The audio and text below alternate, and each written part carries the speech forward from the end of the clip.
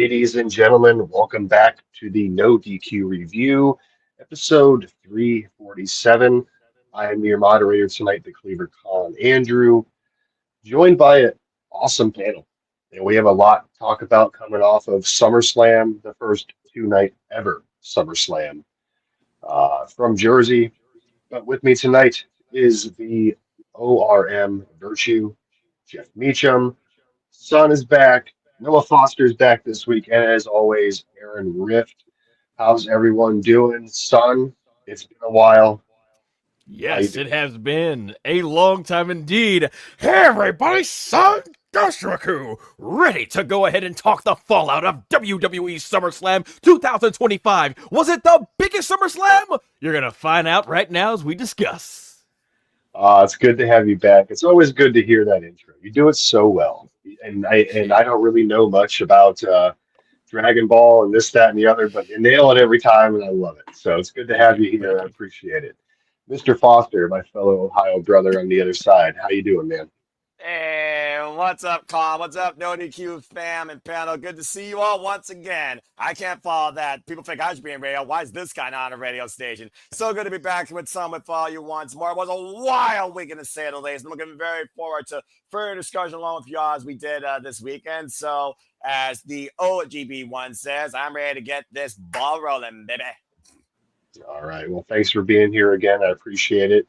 And over to the West Coast, the professor, Jeff Meacham. Wow, I haven't heard that nickname in a long time. I appreciate it, man. Throwing it back. I love it. Yeah. All the throwbacks. I actually, it was funny. I got to enjoy both days of SummerSlam in their entirety. It was just Saturday I was traveling to work. So I got to watch it on the iPad, which is a weird experience trying to follow along with that while the buses and the trains are bouncing up and down the highways. But I enjoyed it. I enjoyed the show for the most part. We'll get more into it. Let's just like we said, man, I'm happy to be here as Big G would say as well. So let's do it, brother. The real Big G, the original. The real Big G. That's right. Mm-hmm. Dang, I'm right. Yeah, damn right. Well, thanks for being here, Jeff. And over to the ORM Virtue. It's great to see you as always, brother. What's going on? Hey, here we are post SummerSlam, and we got 6 people. I don't know how many topics. You got 3. I don't want to be here till 9 o'clock. So it's great to be here. Thanks for moderating, so I don't always have to. Same with Gino. Colin, let's get the ball rolling, like Big G would say. All right. And shout out to Gino, by the way. He was going to be on tonight and got some more travel issues. This dude's been all over the place. Wonder what he's up to. But anyways, over to Aaron Rift. How you doing tonight, sir? Doing well. It was a busy weekend with SummerSlam. I'm looking forward to hearing everyone's thoughts on the show, and we had a big return. Brock Lesnar, definitely a hot topic in the world of professional wrestling. What do we all think about it? Well, like Big G says, let's get this ball rolling, baby. All right. And shout out to Big G. Hopefully he pops in the chat at some point. But anyways, yeah, this past weekend we had the first two-night ever SummerSlam in New Jersey, MetLife Stadium. Great show. Wasn't the biggest ever. We had some duds. In my opinion, we had some duds. I thought the Becky and Lyra match was very bland, even though they did a bunch of different stuff and zip ties and what yada yada yada. I thought Jade Cargill and Tiffany Stratton was very bland as well. I thought the steel cage match was a pretty solid, I don't want to say dud, but it just wasn't up to the hype. So you had a lot of good moments, you had a lot of bad moments. You had cash-ins, you had returns. I mean, I want to hear everyone's thoughts on the overall show before we break it down in the other two topics for tonight. So I'm going to start with Son, and then we'll work our way around. Alrighty, man. I've been talking SummerSlam for the last 75 hours on my channel, but yeah, basically though, to get into it. All right, let me get the not so stuff that didn't work out for me. I'm a fan of Karrion Kross, Sami Zayn, Solo Sikoa, and Jacob Fatu. Unfortunately, those two matches right there for me were kind of the down point of SummerSlam. Those guys are tremendously talented, but when it comes to the way that whole stuff was structured and everything, the way those matches were booked, they just didn't do it for me. I'm probably one of the few out there that really love the Lyra Valkyria and Becky Lynch match. I think those two ladies always kill it every time they get in the ring, and I thought this one was no exception. Though it's probably the least favorite of the 4 matches they've had so far between NXT and the 3 on the main roster, I still thought it was really good. To me, that was the women's match of the show. I thought the tag team match with Braun Breaker and Bronson Reed against Roman and Jey Uso was hard hitting, a fun opener, but it was also a little bit surreal. It's like, man, I'm used to Roman Reigns being in these big time matches, and this kind of just felt like this is basically like a little showcase for him to give back to his cousin Jey Uso. But it's cool to see where their story has gone from having that blood feud when me and Aaron were there, and Noah as well, in person to see at SummerSlam 2023, to it coming full circle there. But all the other matches were really good to solid.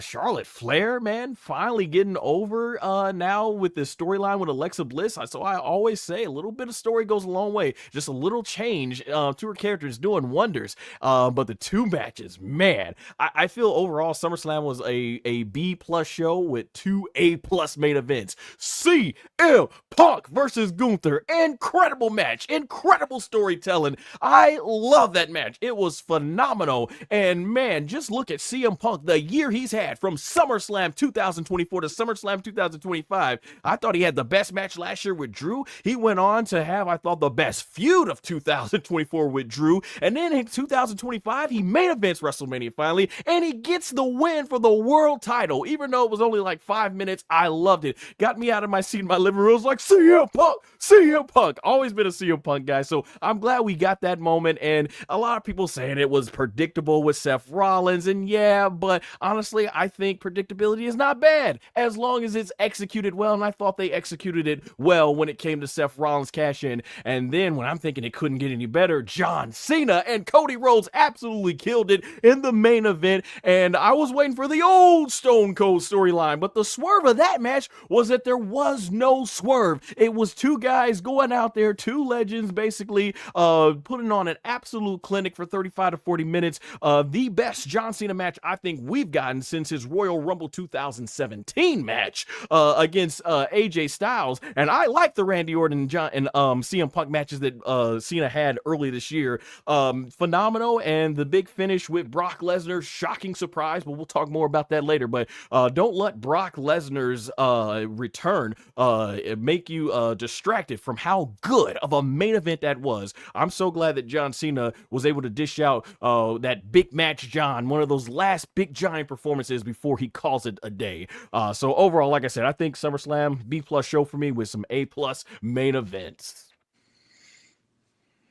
All right, thank you, Son. Yeah, Punk and Gunther was great, and it was weird because I've been watching Gunther since he was Walter back in WXW in Germany, and this is like the first time I've ever seen this guy bleed, ever. Like that was such a strange sight for me to see. Just that was nuts. But yeah, again, thank you, Son. Over to you, Jeff Meacham. Yeah, like I said, I got to watch the entire first night on my way to work, and then Sunday on the way back. It was. I'm seeing the comments. It was a B show. I personally liked the show, and Son took made a lot of great points. Basically, just said everything that needed to be said as far as I'm concerned. But I will say, I felt Tiffany and Jade wasn't all that well done too. I thought it was a little short, and I thought that Lyra and Becky was a little long. I personally think we talked about this on Sunday. Sunday? Yes. Maybe Saturday. Sunday. Yeah, because I wasn't on Saturday show. That's right. Talk about Sunday. You could have easily taken 10 minutes out of the Intercontinental Women's match and added that to the TLC match, and it would have felt more balanced, at least for us at the Super Rebel Studios. I agree with Son. Predictability is not always a bad thing.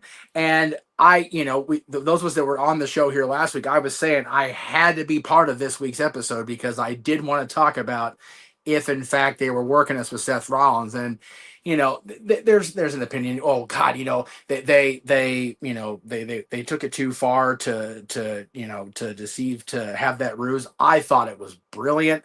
I know there's a belief, and I agree with it because I read Virtue's tweet about it. You either have to go all the way and just lift kayfabe, or you have to be all in and stick with it. And I think the not having the presser, well, there's a report that it was because of Brock Lesnar's return. It's like, okay, yeah, maybe, or maybe WWE, TKO, Triple H realized that having the pressers and not properly filtering the media that's in there is what's making AEW look like a bunch of punks every week, every month, whatever it is. So I actually okay with them not doing pressers because I don't think there's a need for them. I think they have the post show. I think they have that ability to have their people filter what is presented to the post-show audience. I thought it was a great weekend for WWE. I thought both nights were fabulous. Personally, there could have been a couple of different, modifications or adjustments to some of the matches, but I think the stories that were told and the way both nights ended, I think you couldn't have asked for anything better from a holy shit perspective. Okay. All right. Yeah. That TLC match. Let's hit that real quick. I thought that was a great match. I mean, I got the Wyatt shirt on. I'm happy the Wyatt Six got their big pay-per-view debut, and executed properly. But I have to shout out to Tommaso Ciampa with his little Yes. Spider-Man flip up when Nathan Yes. Frazier was diving. That was incredible. That was absolutely incredible. The upper body strength on that dude is just insane. Um, yeah, and Dominic and AJ, we all knew it was going to be good, but that was low key sleeper. That was the between the entrance from AJ with his son in the car and the gear and the shirt and everything, and then classic Eddie moves from Dominic by unzipping the boot. I thought that match was so well done. Again, there's so many good matches between these two nights, but I still feel this could have been one kick-ass one-night show and been okay with it. Hopefully next year when they're in Minnesota, they kind of figure out some kinks and we can go from there. But again, a great show for the most part. I mean, I thought everyone did a great time. Again, yeah, some things were too short, some things were too long. But again, we're going to get more into this, breaking it down as we go. I'm going to go over to Noah Foster now. First off, Sung, I'm glad you heard my sermon about predictability and the bad thing. That's why I miss doing this stuff with you. Secondly, like him, I've been talking, hosting, recalling SummerSlam 48 hours straight. Damn it. But that being said, literally, it's quantity versus quality. WWE gives you everything from the most hardcore to the casual to Joe Smo from Kokomo. When I'm even talking about Jericho, the fact that he took that spot from Logan Paul in your mainstream celebrity spot, but we've also broke the mold of a celebrity is going to be at a big WPL. They got to win, right? And Jelly Roll, I think it's the first time I can recall in WPL history that he lost, which I thought was also unique. Definitely for me, night one was less appealing to me than night two, because I absolutely love the TLC match. That Ciampa spot was absolutely insane. Body screwed everywhere. Great opener with Roman Reigns and Jey Uso against Braun Strowman and Braun Breaker, who looked very formidable as a duo, even strong in defeat, where it's truly about trust in your family, and family won in the end. Acknowledge the bloodline. Bloodline no Jesus 2020. Just saying. I think that Tiffany and Jade could have had a little bit more put into it if Jade went to the means to seize the title and try to come back. But I think more could come out of it. But I thought she did okay for her first time. But I think the women on Sunday night definitely did better than that one. But yeah, Charlotte Flair, Alexa Bliss, partners of coincidence. Whether or not they're friends, the jury is out. But they got the character dynamic, the fun gimmick. So the result made sense there. So I'm kind of glad that happened. Lyra and Becky is always one of my favorite feuds because Aloy Valkyrie, Lyra Valkyria, is one of my favorite stars to see grow into WWE. She could be a leader of this next generation. I do think the match went a little long, but I also think it was the booking of a TLC to something else that's TLC without being named hurt it as well. If it was separated a little bit, I think we could have got a little bit better of an output from it, and it probably wouldn't have ran as long. You would think Jacob Fatu and Solo Sikoa would have ran roughshod on each other. Blood would have shed. The cage would have been warped or broken. I think they really kind of, talk about all gas, no brakes. They left it in first gear in that match, and I don't think the feud's barely even begun yet to go into second gear. So that kind of was underwhelming. I almost felt like that could have been on SmackDown. Not enough things can be said, though, when it comes to what you take from the show in the ending and the main event. With night one being a story of redemption, only once again to be sought after a man's personal vendetta that cost him. And night two, Jeff, remember what I called it? Emotional roller coaster. Thinking about how this at first looked like heel versus face and turned to face versus face and stayed that dynamic where one was looking at his hero as his opponent and realized I not only have to beat him, I have to end him. What really felt like embrace post-match was John Cena passing the torch to Cody Rhodes. Didn't necessarily finish his story. He basically just once again got sweet victory to truly become the face of WWE once again. So overall, I think SummerSlam for 2 nights was really good. There was the best and there was some meh, but I don't think that one was absolutely horrible. But I do still justify that WWE's at their strongest when they only do 1 night of premier storytelling context versus 2 nights of everything. It's overkill, but at the end of the day, money talks, and they still got over 116,000 people. But I enjoyed the show for everything it was worth, but definitely the main events were the entire story of the weekend for me.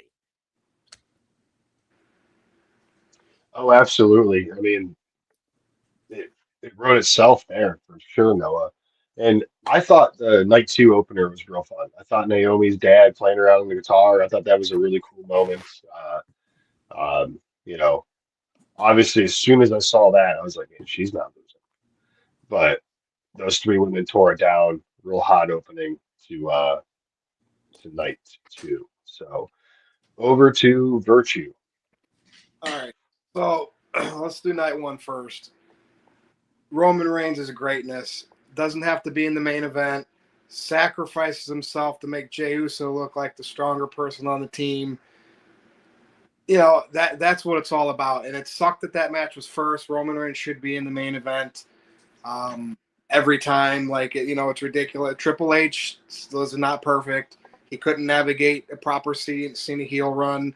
So there's some issues he's had that, you know, and he tries to make up for it with shocking moments. But Reigns and Uso looked great. It just sucked that it was the opener. And I was a little deflated the rest of SummerSlam because of that. Now, with that said, Logan Paul's awesome. Logan Paul's top 5, maybe top 3 in WWE. He's better than a lot of full-timers, and people hate hearing that. But the fact that he did what he did to make Jelly Roll look remotely decent, okay, you can give props to everybody else in that match. Logan Paul is the real deal, and if anybody deserves a Seth Rollins-like title run as a heel, it's Logan Paul.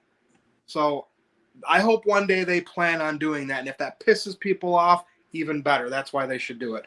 And of course, and I'm not going to talk about everything. There were matches that were just blah to me, but I'm not going to sit there and say you're not supposed to have an event where every match is great.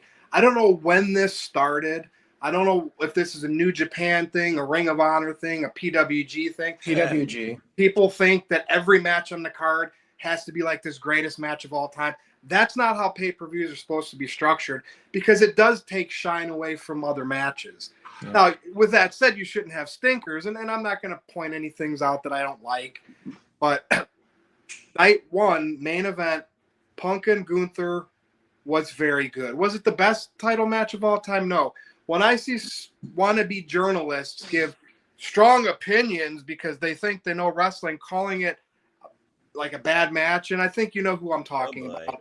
You're just asinine. You're stupid. You're not a journalist. You're just somebody that couldn't make it in the business, and you had a couple indie matches and kiddie pools, and you don't know anything. How you have a following and people pay you for their opinion, that's that. You're just stupid. You're a mark. You know nothing about the business, and the fact that anybody feeds you guys information as well, it's just stupid because I thought Punk and Gunther was everything it needed to be. And were there some parts in that match that looked sloppy? Some of the power bombs. There was a time where Gunther pivoted around and he like missed Punk with his foot. That's real life combat. You don't hit everything. You're supposed to get tired as the match goes on, to where maybe you can't pick somebody up full strength. And whether it happened that way because they were really tired or not, Punk and Gunther delivered. Was it an all-time classic? No, but it was far from being a horrendous match like some people say. And it set up the moment for Punk to win, everybody to be happy, and then Rollins to come in and do the fake out, cash or the fake injury, cashing in. It worked perfectly. So just want to make sure people know that matches don't have to be smooth from beginning to end. I would rather see matches that look like they're stumbling and bumbling in it, because in real fights, people, that's exactly what happens. Now, over to night 2, obviously Dominic is awesome. The fact that they did that spot, it felt like that match could have like really got rushed because it was before the main event, and it wasn't that long, but like that, those are the type of filler matches you need in pay-per-views, and it created a moment for Dominic being that type of part, unzipping his boot, and it basically allowed him to use the boot to get the win. That stuff I like. So good. The TLC match, incredible, right? And think about how hard it was for everybody there doing that match with the Dudleys and the Hardys sitting there watching them, front row. To me, those are the things I look at, and that's why I appreciate that match even more, because I knew it was probably going through all of their heads, not to try to impress the fans, to try to impress the people that did it before them. So that stood out to me. And of course, Cena and Cody, great match. Maybe John Cena's best match of all time, if not definitely one of the top 3. I'm still baffled how, it got so bad with, Travis Scott not working out and The Rock just not showing up. I get why they did that, but it's kind of just, it's silly that they let it even get that far, because I like things that get closed and answered. And I don't want to see Rock show up 6 months from now and do something and like, see, it's long storytelling. It's just silly. So I wasn't a fan. Like Noah said, he loves the face and face. To me, it took away from it. I wanted the heel Cena. I wanted him to fulfill it, to go down as the heel, not to. But I get why they did it. They're moving on. The Rock big timed them, and they bring in Les. Think about this. They bring in Lesnar, right? They bring in Lesnar, and we're going to talk about that. There's reasons for that, because we must forget about anything The Rock did, because he ain't showing up to help further the story. We're just going to go in our own direction, and Brock is proof that they did that. But yeah, Cena, Cody, great match. Cody's back on top. But the good thing about Cody now having the title again, Seth Rollins being the champion, Seth can't cash in. He's the champion now, right? So it's just a matter of time before someone eventually takes from him. Punk, Reigns, whoever. Cody, who's his challenger going to be? So we can finally move on and see who we can plot down the future that these guys might drop the titles to. And these both could go to WrestleMania with them. That's perfectly fine. But Brock Lesnar coming back and pissing people off, because what controversy does Brock Lesnar have? His phone that Vince McMahon had a number to received whatever it received, sexts, received it, right? And Brock might have sent something back or whatever.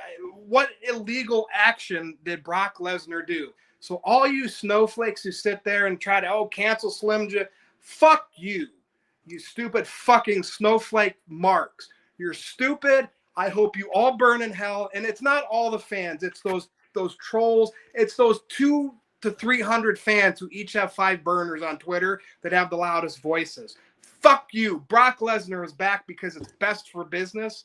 And WWE, and I see people like Meltzer and Alvarez like, oh, well, I wouldn't bring him back with all the controversy. Like F you. People are not guilty until proven innocent. And Brock Lesnar did absolutely nothing. His name is in a lawsuit, but he's not a part of the lawsuit. So I'm glad he's back, and I love that it pisses people off.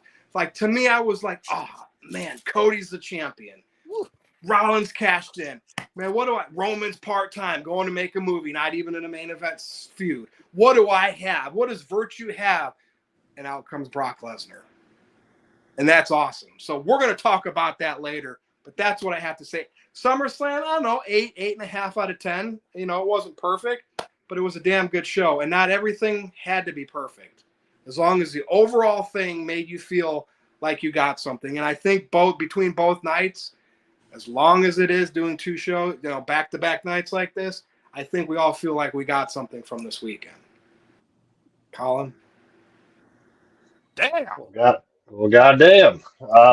More often, and hopefully Aaron still gets super chats tonight. But I did tonight. People have to try to ruin it. And you don't. Just if you don't like somebody or something, just don't talk about them. Don't go out there and try to ruin it for the people that do. Remember, some people can forgive people, but I mean, I ain't forgiving Brock because he didn't even do nothing. He did absolutely nothing. There's no controversy around it. I want to see all these people that call people like him out. I want to see your internet history, browser history, and your phone and your texts. Yeah, bet you there's some sick things in there. All right, sorry, Colin. Back to you. All right. Well, We broke in the swear jar now, so if you want to donate, go to. yeah. In other news, let's go back to Colin Andrew with the latest on sports with the Cleveland Browns. All right. So Kenny Pickett was drafted. I'm just kidding. So no. All right. So Aaron Rift. I know this has been rehashed over the last. I'm not even. I thank you again, Virtue. We're just gonna keep it going.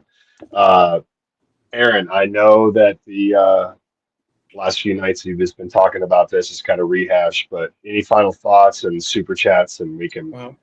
Well, maybe the cat wants to add a comment. Well, meow. Well, first of all, I think YouTube recently eased up on the profanity restrictions. I slipped in like this will be three putting there. it to the test tonight. Yeah. And we got a comment here. Virtue, you are a joke. uh-oh.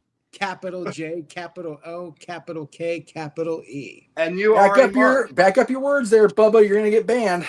You are a mark. I mean, that's just what it is. And the fact Honestly, I elicited a reaction out of you. Listen, you're a mark. I don't know if Colin will go for this. He's the mod. I'm going to leave it up to him. If anybody out there is watching live right now and wants to counter Virtue and come on the air live, I say let's do it. Like if somebody out there feels strongly that Brock Lesnar should not be on WWE television and WWE is totally wrong to be doing this, and you want to combat Virtue, open invite if anybody out there wants to come on. But I'll leave that up to Colin Andrew if he wants to bring somebody on and have this potentially get very heated. I mean, depending on who it is, I don't need a Josh Mansfield on here running his mouth when he's got, he doesn't know his head from his ass. So, where the rest that would just burn up everything. So I don't know. I mean, all right. Well, let's get to the super chats, and then I'll add on to all that. I mean, we could talk about Brock Lesnar. I'm sure we will talk quite a bit about him. Psycho Jet Black is here. Psycho Jet Black sent in $2 and says, to quote Eric Bischoff, controversy creates cash. You wrote a book on it. I mean, it does in some aspects. In some aspects, it doesn't. So it just depends on the situation. But oftentimes, you do something that gets people talking, it'll draw eyeballs to whatever you're producing. The question is, can you keep those eyeballs? That's the thing.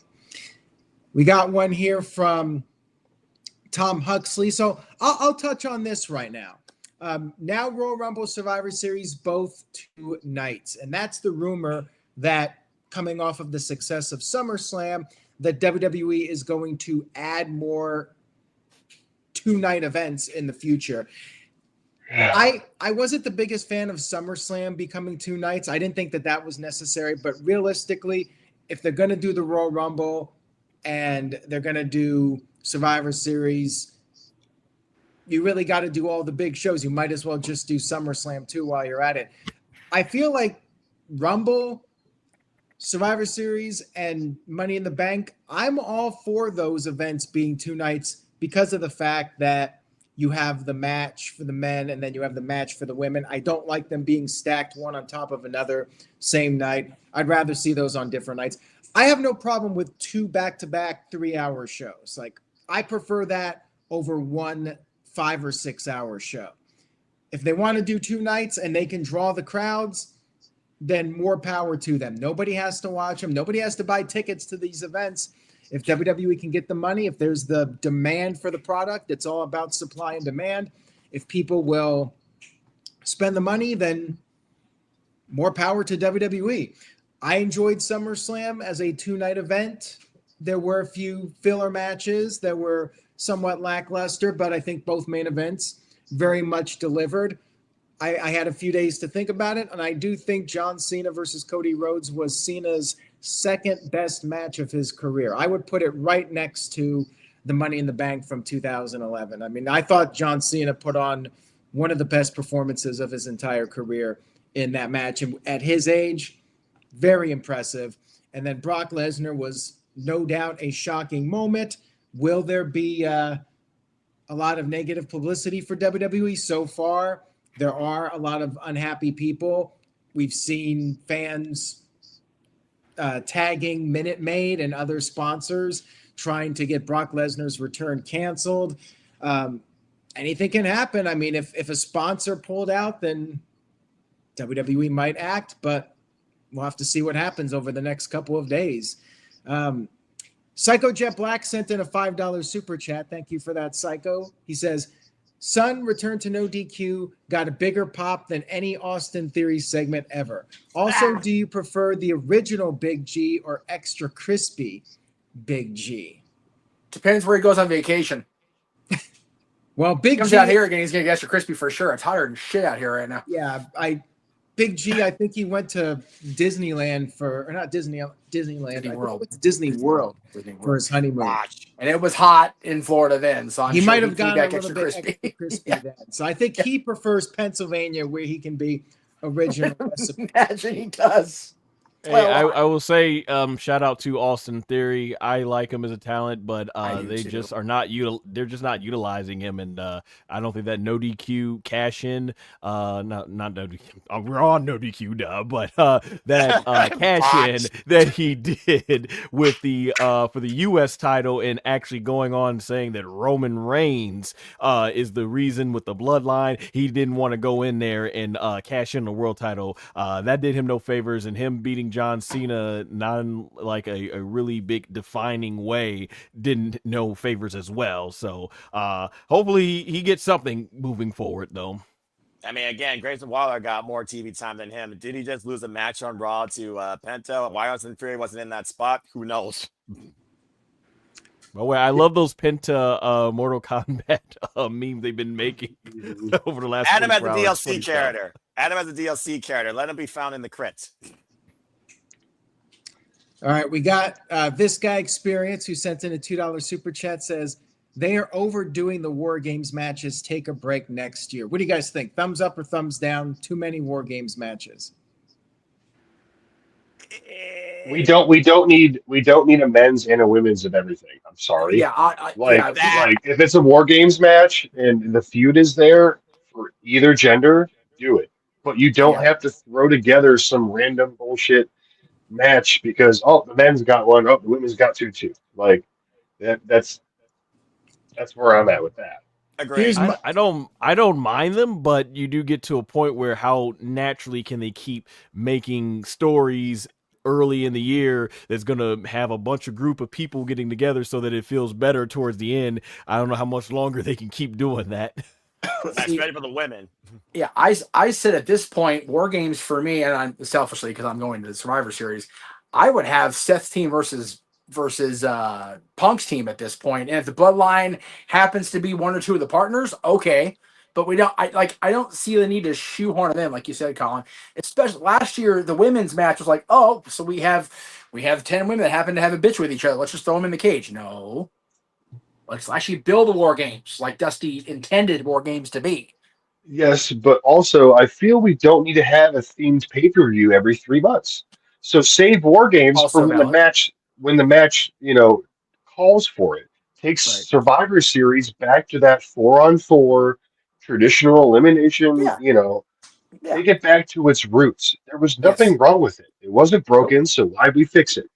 Like it wasn't even about Hell in a Cell and stuff like that. Make those matches worth something again. Don't just have it as an advertised pay-per-view once a year. Like, we know in November we're getting War Games, or it was in October we're getting Hell in a Cell, or it's make it worth a damn again. No, I agree. Having Hell in a Cell be at WrestleMania when it was Edge and Balor was special, and it was cool to see the old cell, not necessarily the same size, but the same configuration, not that damn freaking red crate of hate bullshit they had for a while, but the actual steel cage as the Hell in a Cell, especially in that stadium in front of me, was like, oh my God, it does exist. It was awesome. So, yeah, I agree. You don't have to do it, but if they're going to do it, make it a rivalry that's actually going to warrant 2 teams of 4 or 5 going to war. Easy solution. Just like for the Royal Rumble, you don't say the winner's getting the main event of WrestleMania. Just say the winner's getting a title match at WrestleMania. Yes. With War Yes. Games, do it when a storyline calls for it. Don't do it at Survivor Series as a mandatory match. Oh, look, Survivor Series, we have to do a War Games match. No, just don't have Survivor Series be War Games. Bottom line. And I agree with that. But I'm saying if this continues with the heat it's had, Punk and Rollins heading up teams, I think, can produce a solid War Game story if done right between now and November, whatever the hell it is, the last Saturday of November. I'm here for it if it's done right. Yeah, son. Yeah, something else I don't think I wouldn't mind either is if the winners of the War Games matches all get to go on to a 5 to 6 way elimination match for the world title in December.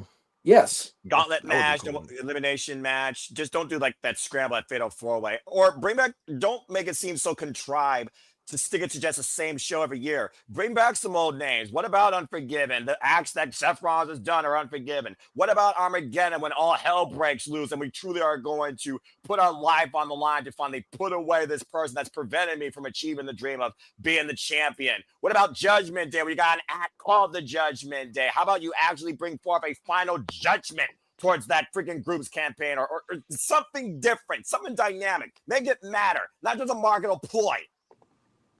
Yeah. Son. Yeah, I was going to say, hearing that, bring back Armageddon in the Hell in a Cell 6-man match, because I love that match, and we ain't seen it in 25 years, at least on TV. Oh, man. Love it. All right, Aaron, I see a couple more super chats. Yeah, we got some more here. First of all, Colin, you'll have to answer this one. Better win record, Austin Theory or Cleveland Browns? Ouch. Cleveland Browns. I would hope so. Yes. It is close, though. It's not by much, but we did it. We did it. So Mr. Tito sent it a $2 super chat. Shout out to Tito. Tito posted 2 columns in one day, by the way. Cheap plug for him. Read his columns on NoDQ.com. He even wrote about the Brock Lesnar outrage that's going on. So check that out over at NoDQ.com. And Walter Cruz sent in a $2 super chat, says, do 1 War Games and the rest traditional Survivor Series matches. That could work. I'd be fine with that. Yeah, maybe. It depends. I think about 2009 was the last time I really cared about Survivor Series. I think it was 2 traditional Survivor Series matches. And of course, you had the triple threat main event for the championship. Whether or not you need a War Games and traditional Survivor Series on the same Survivor Series show, jury is out. Then again, it's 2 nights. So I guess one could be the War Games match, dedicated show. 1 War Games. The other one could have maybe more traditional Survivor Series storyline feuds. Well said there, Noah. And thank you, Walter. Hope to have Walter back on. I know he's been in the process of a move, so he's been pretty busy as of late. Tom sent in a $2 super chat. Thank you, Tom. Says, I miss the old 4-on-4 Survivor Series matches at Survivor Series. I agree 100%. I hope they bring it back this year for Survivor Series. That's $2 Canadian, by the way.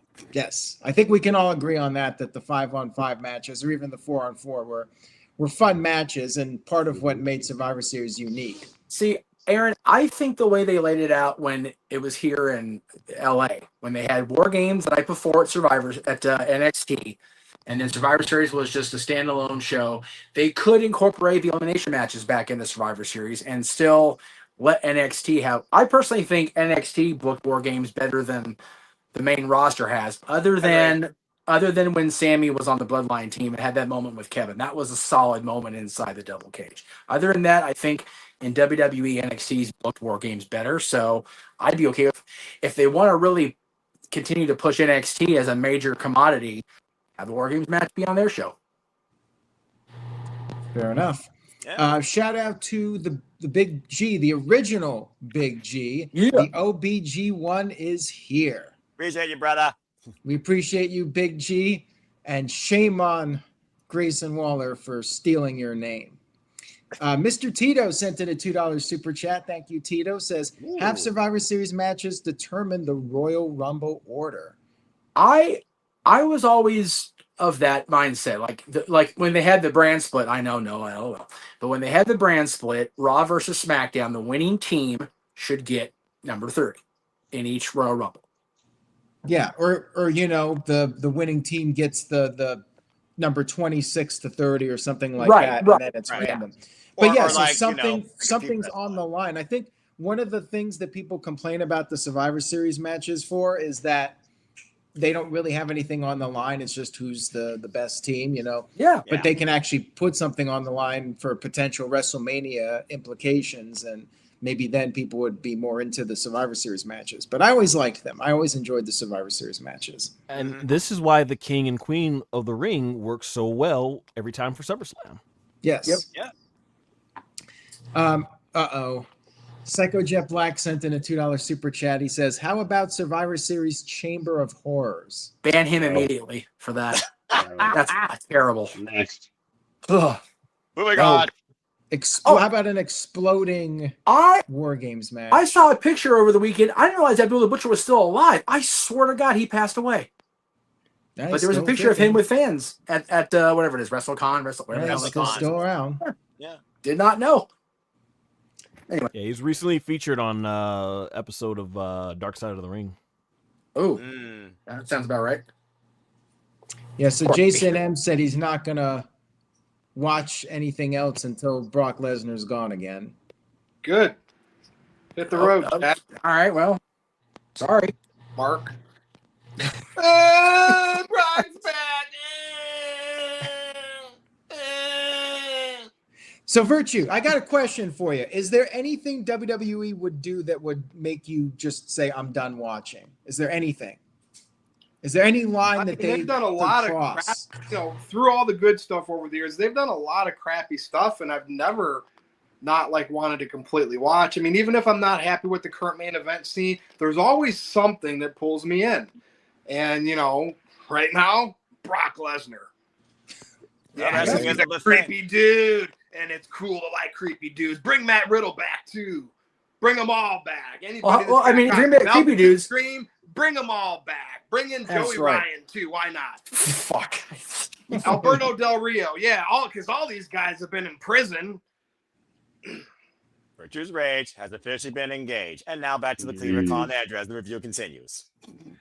I see more super chats. Fake outrage. That's what I'm calling out. I'm calling people out on their fake outrage. All right. That is courtesy of Virtue. Virtue has his own unique opinions. There you go. Mr. Tito sent in a $2 super chat, says, how about Survivor Series Judy Bagwell on a forklift? Oh, Lord. Now, she did pass away. Yes, Judy did pass away. So I don't think that would work out. That wouldn't work anymore. We could use Mark's leg, though, on a pole. Ooh. His leg. Ooh. It's not there anymore, right? Hey, you know what? Screw it at this point. Whatever. And Mark knows I love him, and I'm full of shit. So, whatever. I don't care. We are going places on this episode of the You know what? Just the fact that the news day has been highlighted by 2 Joey Ryan posts just tells you how the day's been. Whatever. Honestly. Yeah. Okay. Wow. Walter sent in a $5 super chat. Thank you for that, Walter. Says, do this all survive. I'm going to need the Walter translator here. Look, do all the Survivor Series traditional matches night 1. All survivors are split into teams. And then the War Game participants on night 2. Okay. So he's saying, do this, bam. And that's what he wants to Cause and suggest. effect, basically. Yeah, I mean, that's a possibility, too. I just don't think they should attach War Games to Survivor Series. That's my take on it. Agree. All right. Psycho Jet Black sent in a $5 super chat, says, Virtue mocking Marks is louder than any arena for an Austin Theory segment. Also, we're getting Brock versus Roman before we get Rock versus Roman Reigns. Yeah, that's unfortunate. I really wanted the Rock versus Roman Reigns, but I don't think it's happening now. We're not getting Rock anything, okay? It's done. It's over. All right. We're caught up now. We're done talking about Survivor Series. Let's get back to SummerSlam. We got 2 new world champions. We got Seth freaking Rollins and Cody Rhodes. Cody defeated Cena in a really good match, good showing by both. I have little quirks about it because the random face turn back for Cena didn't mean nothing. I would have really liked to see heel Cena wrestle this match, which would have led up to why Brock came out. But I'm going to circle back to this later. I thought it was, again, an incredible match. Seth Rollins with the Rouge of the Century, hurt his knee on national TV. Took a great spot, took the time off, had his wife doing it, had to tell his daughter, look, this is, you can't say anything. Shout out to Rue because as a father of a small child, they can't keep secrets for shit. So, good for that. Um, and then the end again, a really good main event between Gunther and CM Punk, and you had a great cash in. Seth Rollins did it again. Uh, Two new world champs. Endless possibilities where this can all go from here. So let's run around the table real quick and give our thoughts, and then we'll move on to the main event. Virtue, I'm going to start with you. Well, no, we just talked about SummerSlam. So we talking about the two main events, the two champions. Yeah. Well, so I'm glad. Like I know I said this when I was first talking. I'm glad Seth cashed in and it's done and over with because it gets annoying. Like that whole Money in the Bank concept to me, it's lost its luster. I'm just not a fan of it anymore, especially when you have so many. Like you can get to WrestleMania by winning the Royal Rumble, but then there's Elimination Chamber. You can win King of the Ring to get to Summer. Like there's so many ways. I just wish the Money in the Bank thing would go away. So when I see somebody like Seth cash in and he's the champion now and it's done and over with, now it's like moving on. Now let's see him as the established heel champion. Let's see who chases. Obviously, we know. The Cody thing, I am like you, Colin. I was disappointed because the heel Cena it ended abruptly. It just happened so quick. Like they couldn't even figure out a good way for it to end. Just because The Rock big timed them. Like Rock showed up to kind of set it all up and never came back, and that kind of made it all annoying. And I think Cena did his best to try to make it work, but I mean, here we are, right? And that was a hell of a match, so it worked. Cena could make anything work. So I got to accept that Cody's a champion again. But with that said, guess what? At some point, he's losing that title, and that's what you focus on. Not like he's a baby face, but like if you're a heel fan like me, you don't really root for the top baby faces, unless it's like Roman Reigns because he turned babyface. You just sit there and you wait. You wait for that wrestler you want to see as a champion get their opportunity. So that's where I'm at right now. So I'm okay with the two current champions in WWE. They're the right guys. You got a babyface, you got a heel, although I question if Seth Rollins really is a heel because people sing a song and they still pop for him. It's just, but Roman was kind of the same way. It's just hard to be a top heel anymore. That's why I like Logan Paul, because I can see him be that guy that he's never going to let anybody cheer for him. And think about this. He is so hated. His matches and his work is awesome, and you really don't see people talk about it like the wrestling fans who love that stuff. Some do, most don't, because he's that good of a heel. That's what I like. So, Colin, I've just accepted where we're at with the current champions, and that's okay. It doesn't make me not want to watch. Well, you could get your wish sooner than later because isn't Logan Paul on SmackDown?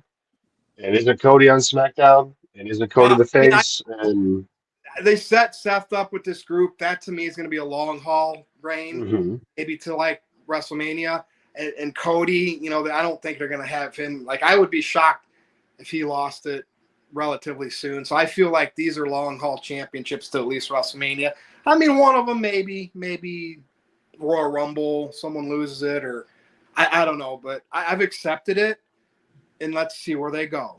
Let's see what big feuds we can get. See, the problem is we have a revolving door of part-timers, Roman's included. I know that's probably how they're going to use Brock. Yeah. And so they're not always there. And it's like even Punk misses sometime, but he is there more than the others. And that kind of hurts it too. So, like, let's build up some more main eventers that are there all the time, even if that means some of the younger guys. And I know that's what they're trying to do with like Braun Breaker by putting him in that group. So let's just see what happens. But the champions are who they are. It's not going to make me not watch, though. All right, thank you, bro. Noah Foster, opinions on your new champions walking out of Saturday and Sunday. Well, CM Punk claiming the moment against Gunther caught me by surprise, but it was a well-earned championship victory. But again, the ever-long vendetta of Seth Rollins and CM Punk, you might as well call them this generation's John Cena, Randy Orton, or Triple H, Shawn Michaels of how heated these two are, and who knows what they are backstage. As far as the champion dynamic, I think it makes sense. Raw has the top heel faction right now with Seth's Vision and the Oracle. Now they have absolute power with the Heavyweight title.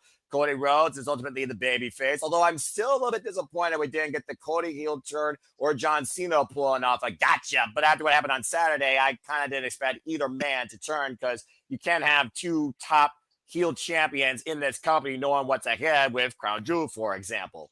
I still was holding out, though, for Seth to become the sword to Cody's shield, cash money in the bank in on him. But again, they just invested way too much in CM Punk and Seth on Raw. So I do see that being the story for the mid-level future. They don't finally try to run Seth versus Roman one-on-one at one point. And we've seen titles change hands before at the Royal Rumble and even the Elimination Chamber. So I'm very curious where they go from here with Crown Jewel and War Games ultimately being the bridges towards what direction we go next. But you got two of the most hardworking, accomplished, recognized, over, trustworthy men in the company, both as your champions, to push forward the future. As far as Cody goes, maybe Carmelo Hayes get another chance at him. First draft call from last year. Cody and Carmelo, of course. That was Carmelo's first match on SmackDown. So that's somebody to possibly look out for. Trick Williams, once he gets past this heel run, maybe he might go up forward, because I do wonder who is going to lead this next generation of all these part-timers. With Drew and Logan Paul winning at SummerSlam, though, I can definitely see Drew and Cody finally happening, considering this all started with Drew, Cody, and Orton. Unless Orton goes here, I don't see them running back Cody and Orton. But at least I can see with both Seth and Cody dynamics going forward for both world championships. So honestly, I'm not mad with either result. I'm more curious, though, what's ahead on SmackDown, because at least on Raw, I kind of know the direction. It's got to be Seth versus Punk in this ongoing war. Whether Roman's included, we'll have to wait and see. All right. Thank you, Mr. Foster. Jeff Meacham. I am pleasantly surprised that they admitted, basically without actually saying that the heel turn was a bust, that they admitted it. John, said what he said on SmackDown, and we've all read the reports, seen the little bites about Travis Scott, and we talked about The Rock, both on and off here today. So I was surprised they pivoted, but pleasantly surprised. Like I said, the match, I agree with Aaron 100%. That was definitely John's best match since Punk at Money in the Bank. Definitely the best match of this, farewell, retirement, or whatever you want to call it. Mm-hmm. And again, whatever I feel about Brock Lesnar coming back, I guess we're going to talk about Brock later. I'm happy that both John and Cody seem to have a definitive path forward. Cody's going to be that guy he wants to be. He's going to be the captain. He's going to be the quarterback. As far as Rollins, I wanted so bad to be mad at it, it being a work. Those of you who were here with me last week, I wanted so bad to just be like, damn it, but it was so well done. It was so fun to watch. So I'm okay with it. And I've always been a fan of the heel champion getting chased. I know that's not been WWE's formula for most of their history, but I love watching the heel get chased. And with not just CM Punk, having this rage about his moment being ruined, LA Knight, for all intents and purposes, he's got a victory over the guy, when he faked getting hurt. Roman Reigns is in that picture, even if he got laid out last night and he's going to take the time off for the movie. He's still in that discussion now for that title. Whether he wants a title or not is a whole other conversation, I'm sure, for him later. But I am 100% grateful to have the two world champions we have at WWE to watch over the next, 3, 6, 9 months. I'm ready for the road to WrestleMania already. It's only freaking August. Let's do it.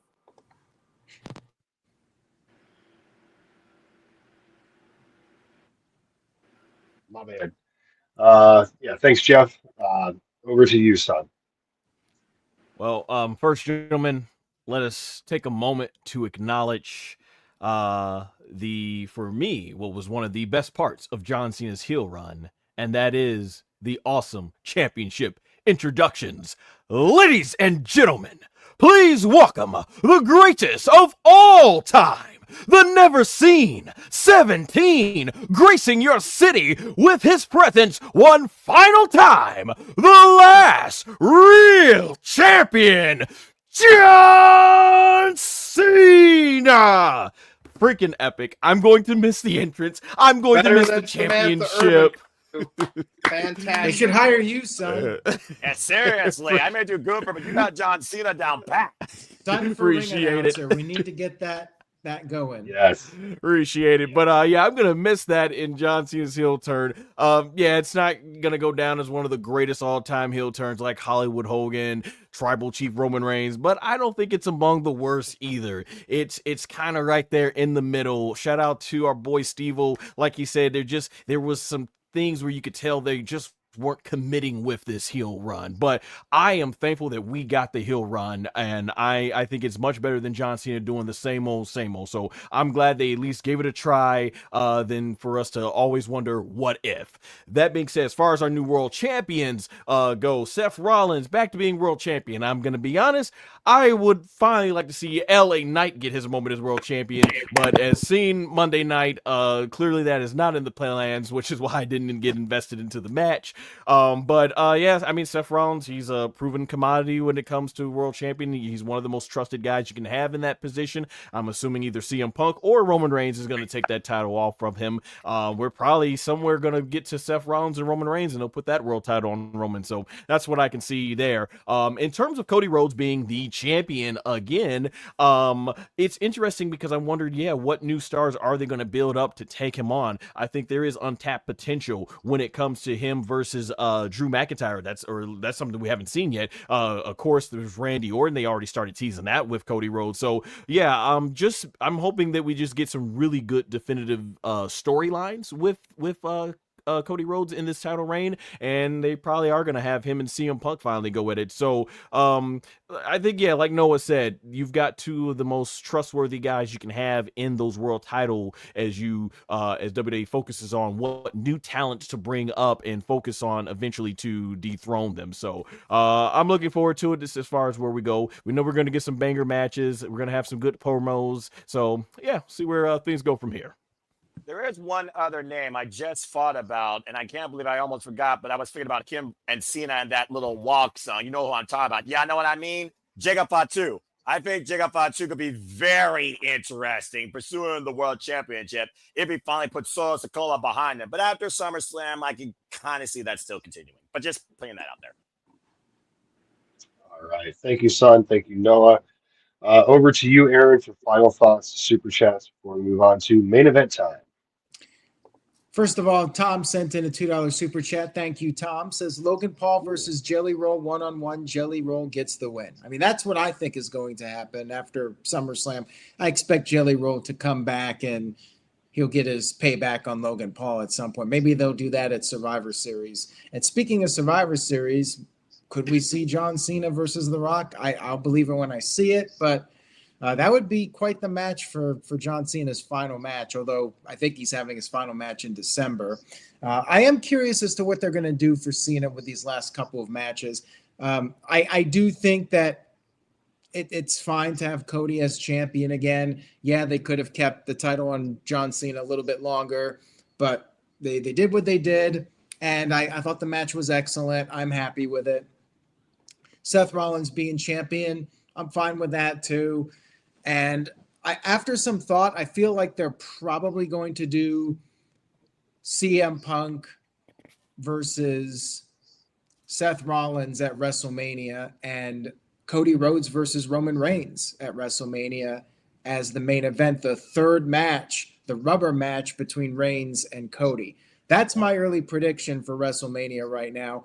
And for Survivor Series, they'll probably wrap up the Seth Rollins and Roman Reigns storyline and do team Roman Reigns versus team Seth Rollins, or team Roman and CM Punk against team Rollins, and they'll do some kind of combination of those guys for Survivor Series. Get the Royal Rumble storyline wrapped up, and then my prediction right now, I say Roman Reigns wins the Royal Rumble, and then he'll fight Cody. They'll have their rubber match to see who the best is, because they're one apiece. Walter says no need for thrice in a lifetime, but they're one apiece. So you got to have one more to see who the best really is. Hey, did Austin and Rock face each other 3 times at WrestleMania? I believe so. Yes.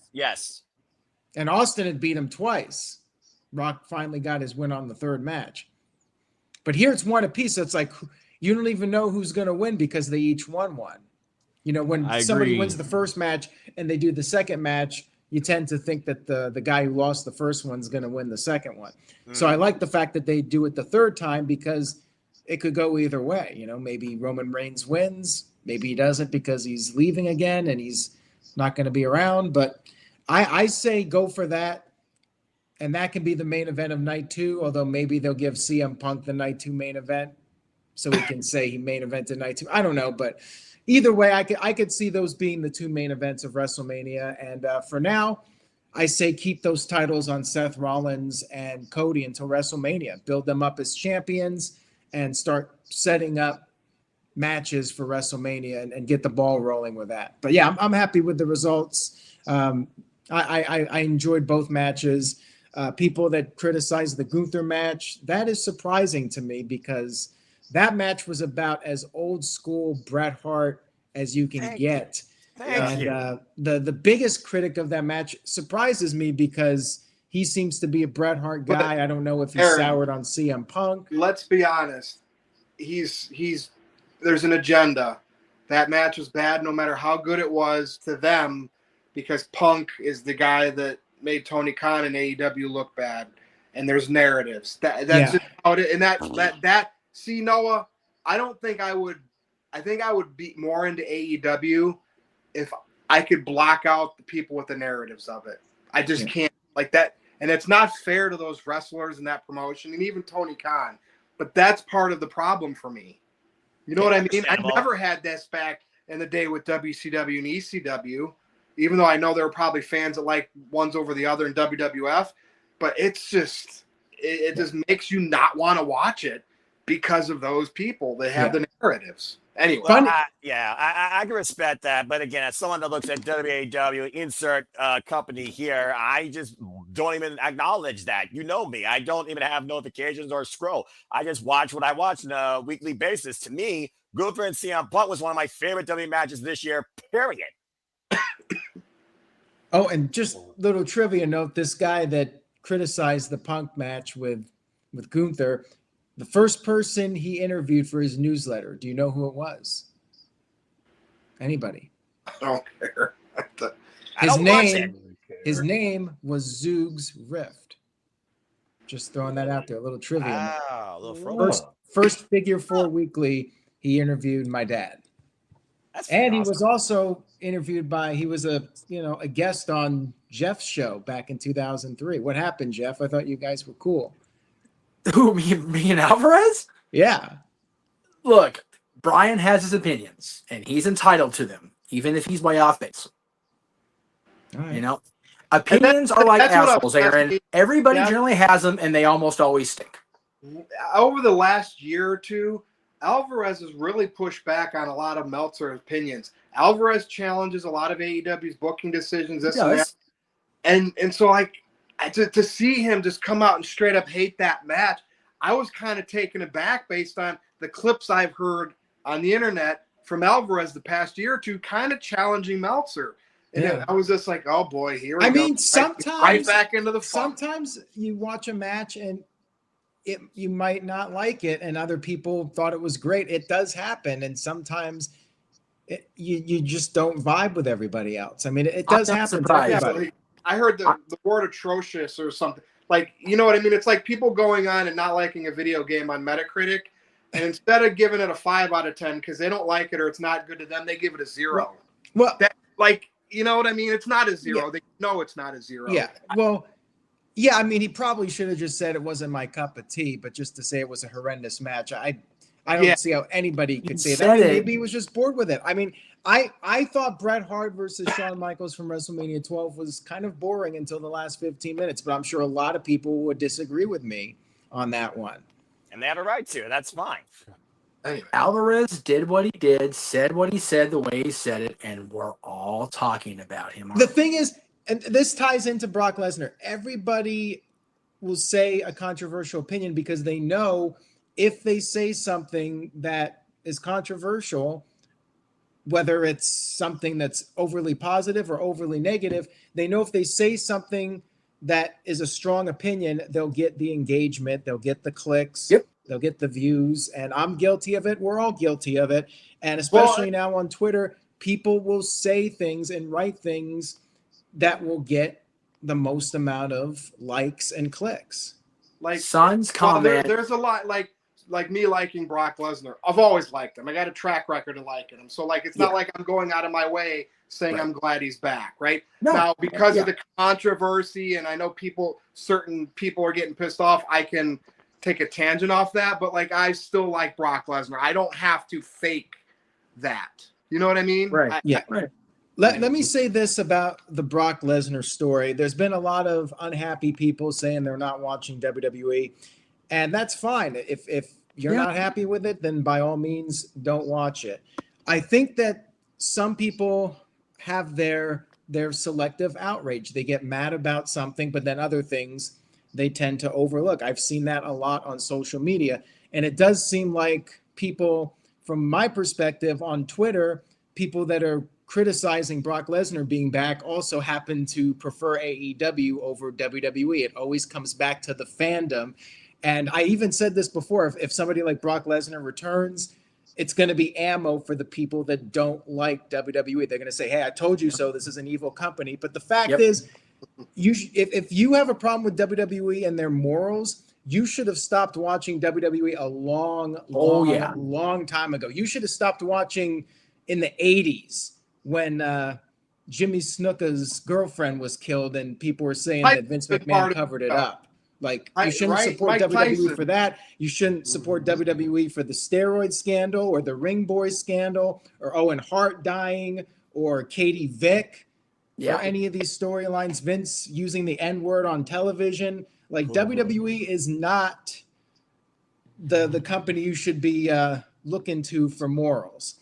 And if you have a problem with them for being a corporation and trying to make the most money, then don't watch them. But for years, WWE has done a lot of questionable things, and these people are watching this whole time. But now Brock is back, and they're like, evil company, but they keep watching. So, if you aren't going to watch anymore, then stop watching. I don't know the details of like some of the people tweeting Slim Jim saying to drop, the WWE if Brock Lesnar's there.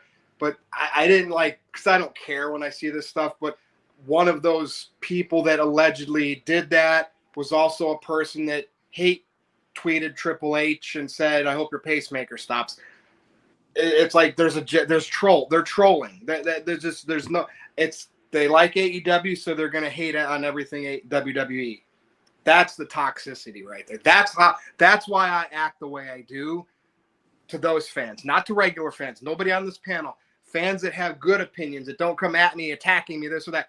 I will never treat you like that. But when I know you are a troll, I then have to be the troll slayer. And of course, they think I'm a troll, but really, I'm just kind of doing what you are already doing. And it's sad, but Aaron, that's the life we live in with social media, wrestling fandom. And you never know. The thing about Twitter and other social media networks, but especially Twitter, is you never know if somebody is saying something legitimately. Like they could be trolling, they could be engagement farming, they could be rage baiting, all those terms that people use. You never know who's sincere because everybody's just trying to make noise and get attention. I just watch wrestling. Yeah, I mean, you had 50, 60,000 people there, and when Brock Lesnar came out, the place came unglued. You had people there, spent their hard-earned money to go to the show, and they were having a good time. And then you have people on Twitter trying to point out all the reactors on YouTube that reacted in a positive way for Brock, and they're trying to cancel them and call them out.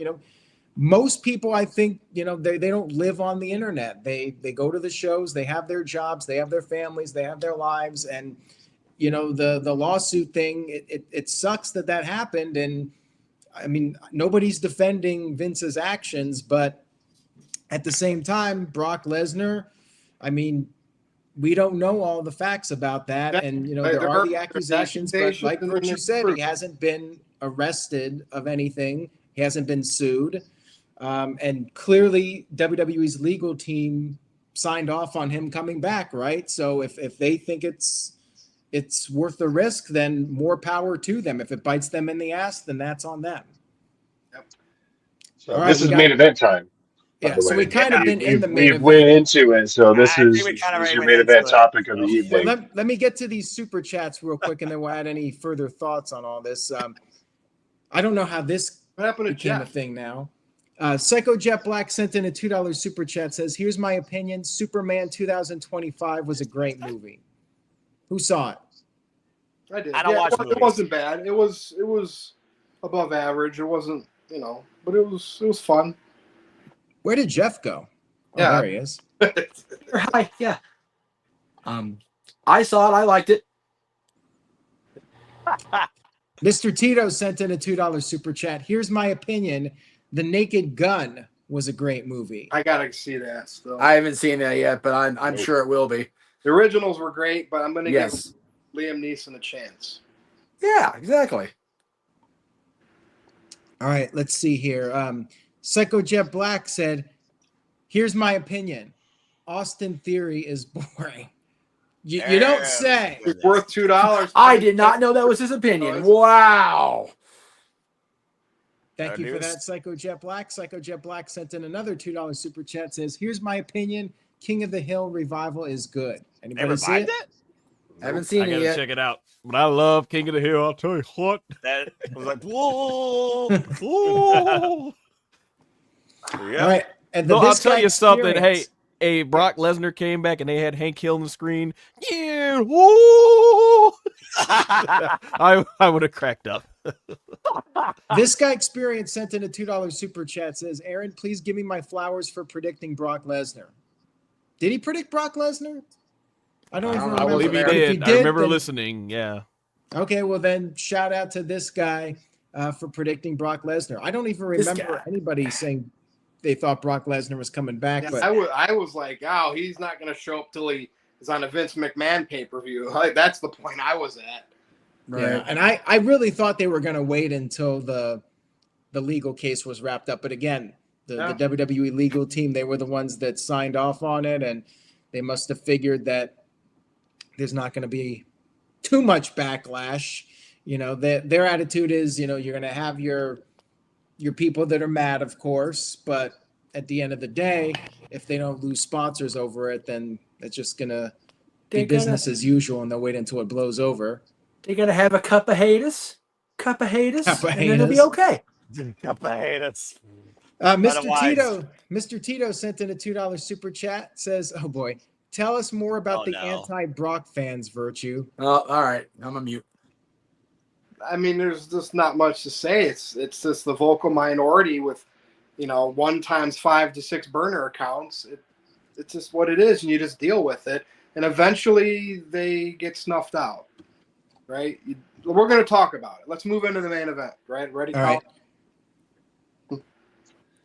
Any more super chats? Or are we good? All right, we got one more here from Psycho Jet Black. He says, Goblin Slayer versus Troll Slayer in a triple cage match. okay. Who's Goblin Slayer? No idea. Son? No idea. Oh, I thought That's maybe it not was a Dragon not Ball the- character. No character I've ever heard of. I mean, I've heard a lot of weird characters, but no, I've never heard that one. I know Virtue's the Troll Slayer, but beyond that, I don't know who Goblin Slayer is. Green Goblin? Something No like idea. Otter or Labyrinth. Those are the only times I've heard Goblin. Got me stumped. All right, Colin, we're caught up. All right. Well, we've kind of already broke into it. Brock Lesnar's massive return here this past Sunday night after the Cody Cena wrap up. Um, I'm here for it. I know there's a lot of people pissed, and I truly don't care because the dude has not been arrested. He hasn't been sued. If the glove don't fit, you must be quit. I don't give a shit. If you think Brock is bad, then you need to look like in your own life at things that people go to every Sunday, or this, that, and the other that are 10 times worse, but people just write it off. Brock is back. I'm cool with it. I wish one thing would have changed though. I wish Cena would have not had the face turn beforehand.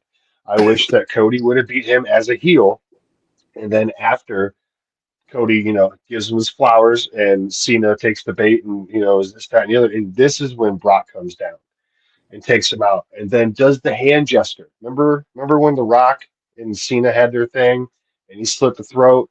It'd be one finger down and doing it this, and that could have helped maybe spread out this Rock story to get it to where he can show up again.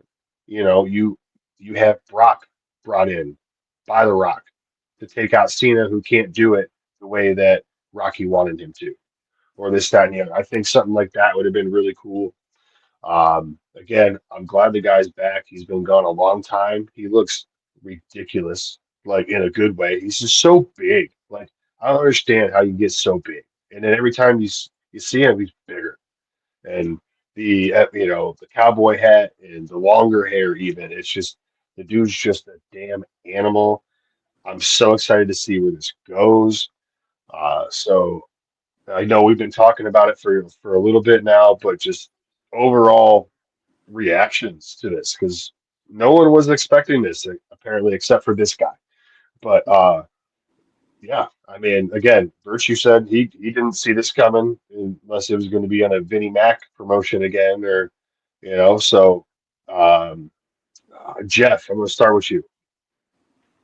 Well, like Aaron mentioned, seeing Brock Lesnar attack John Cena at SummerSlam was a little bit of PTSD for me, But again, I have zero problem with him being back in terms of the legal issues, whatever they may be.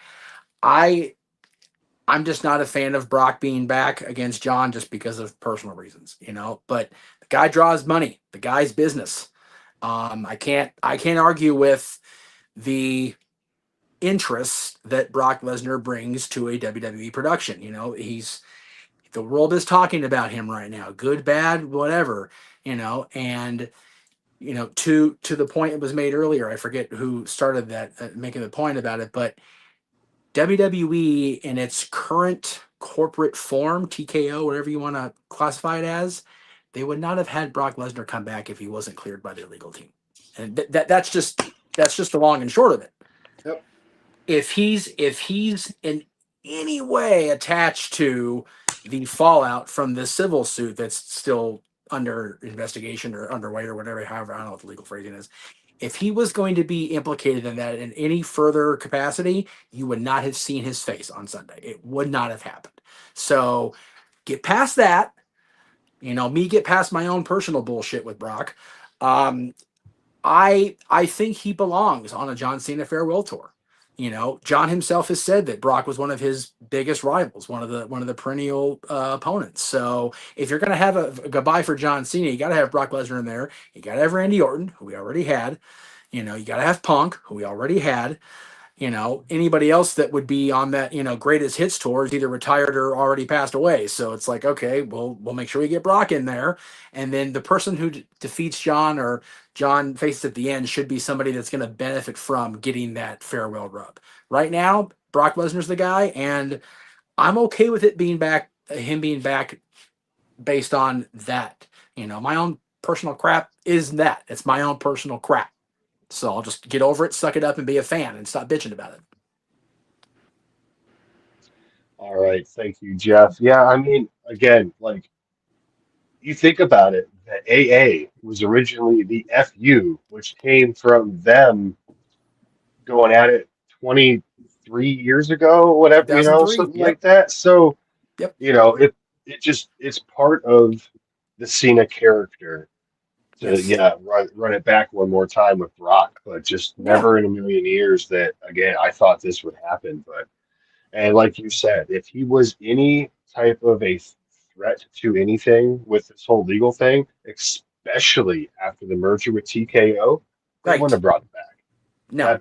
That board would have shot that down faster than you could snap your fingers. But It doesn't matter how big Brock Lesnar's return gets Hunter's pacemaker a pumping. The legal team be like, nope, nope, nope, nope. mhm. All Oh right. yeah, and then sorry to cut you off there, but then there was a comment on Twitter about somebody wanted to see Triple H die and have his pacemaker stop working. Yeah, I mentioned that earlier. I'm pretty sure God. And it person got thousands also of likes. tagged Slim Jim like that. Again, it's That just shit belief befalls out there that Triple H on a real person because they Right? brought back Brock Lesnar. all we can say is dumbasses. That's all we can say. It's just not everybody is completely there, and if you make those type of tweets, then you're just a piece of shit. But back to Brock Lesnar and over to Noah Foster. First off, I live in the present, not the past. Look forward to the future. Try to be better. That being said, that's all I'm going to leave that as. As far as this goes, unlike the Seth Rollins thing, Brock Lesnar was the farthest spot from my mind, despite the history with John Cena. Honestly, I haven't thought about Brock Lesnar since the Paul Levesque era started at WrestleMania 40, if I'm being genuinely honest with you. So it definitely was a surprise for me. The way I see it is this.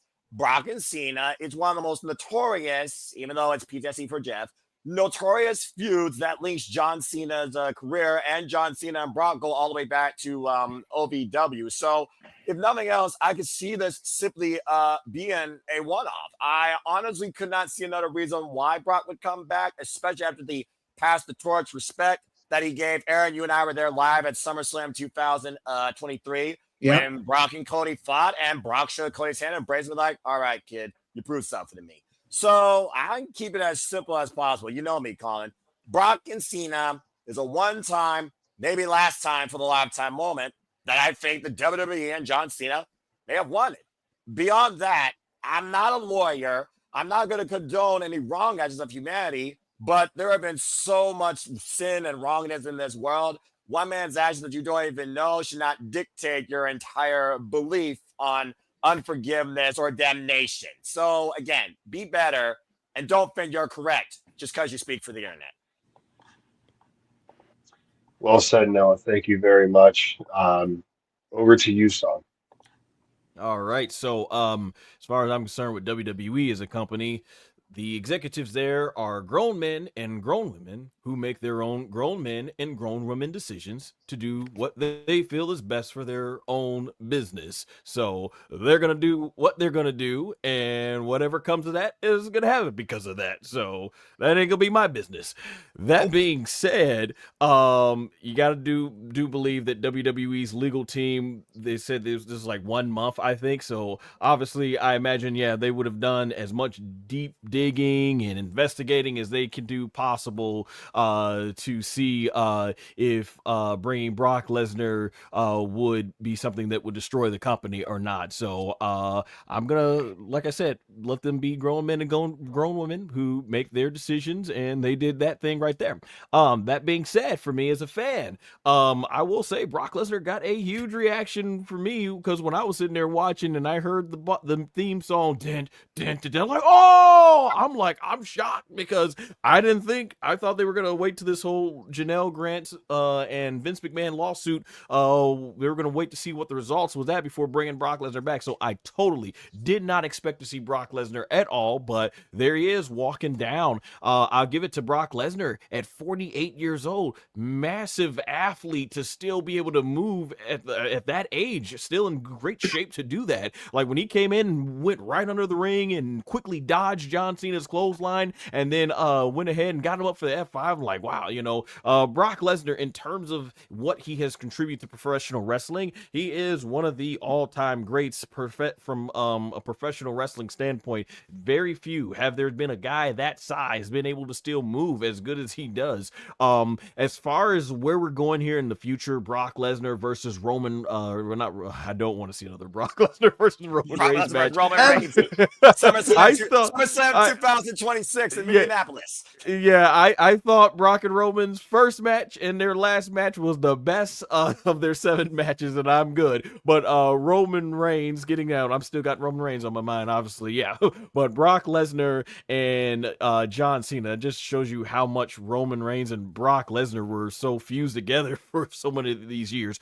But I'm not sure what that looks like in 2025. Cena and Brock Lesnar. I was there at 2012 for their match at Extreme Rules, one of the most brutal matches in WWE history. And then, of course, we had 2014 SummerSlam where the Suplex City thing was started. And I'm just not sure, what do we get in 2025 out of Cena versus Brock? Is it going to be basically just them recreating what happened there at SummerSlam 2014? Or is it going to be a more even match at like they did at Night of Champions, which I don't know why they did that match, because it was so Cena could get, look strong again, but they never bring it up. They always only bring up how Brock Lesnar completely destroyed him at SummerSlam. I was a fan of their 2003 match too, going back to Backlash. So we'll see how this goes. At least we have gotten heel Cena versus babyface Brock, so I'm fine with it there. But as far as what more possibilities look more exciting, I would be more interested in terms of the new stars we got coming up.